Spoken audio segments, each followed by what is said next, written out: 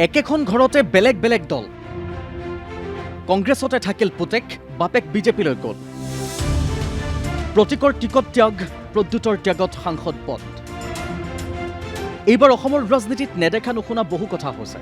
তাৰে এটা বিষয়ে এতিয়া চৰ্চাৰ শিৰোনাম চুইছে দল ত্যাগ পত্ৰ পদত্যাগ পত্ৰ এইবাৰৰ ৰাজনীতিত আপুনি অগণন দেখিছে কিন্তু টিকট পায়ো ঘূৰাই দিয়া এইখন পত্ৰ ইতিহাসত নতুনকৈ খোদিত হৈছে দুবাৰৰ নগাঁৱৰ সাংসদ প্ৰাক্তন মন্ত্ৰী পুৰণি নেতা আৰু এখন জিলাৰ প্ৰতিগৰাকী অসমীয়াৰ আমঠু তেওঁ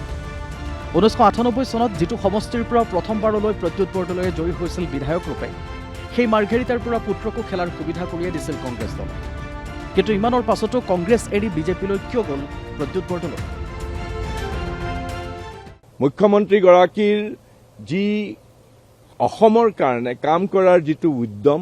আৰু তেওঁৰ সৃজনীমূলক চিন্তাৰে ভৰপূৰ এজন ব্যক্তি গতিকে এইটো পৰিৱেশত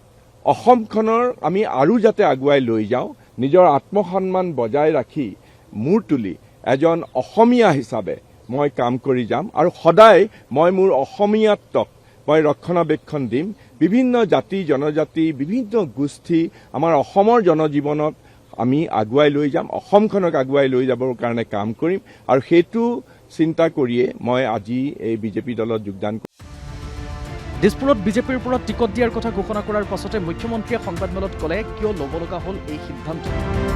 কেনেকৈ দিছপুৰ সমষ্টিৰ সকলো লোকে সহায় কৰিব প্ৰদ্যুৎ বৰদলৈক বিধায়ক হোৱাত আজি মই দিছপুৰৰ আমাৰ পাৰিষদসকলৰ লগতো বহিছোঁ খুব সুন্দৰভাৱে আমাৰ প্ৰতিগৰাকী কাৰ্যকৰ্তাই প্ৰদ্যুৎ বৰদলৈক সহযোগিতা কৰিব আৰু তাত মই কোনো ধৰণৰ শংকা আৰু সন্দেহ দেখা নাই দিছপুৰৰ আটাইকেইজন কাউন্সিলৰ 4টা বজাত মোক ঘৰত লগ কৰিব আহিব আৰু তেওঁলোক যথেষ্ট হেপী যে দলৰ স্বাৰ্থত তেওঁলোকে কাম কৰিব পাৰে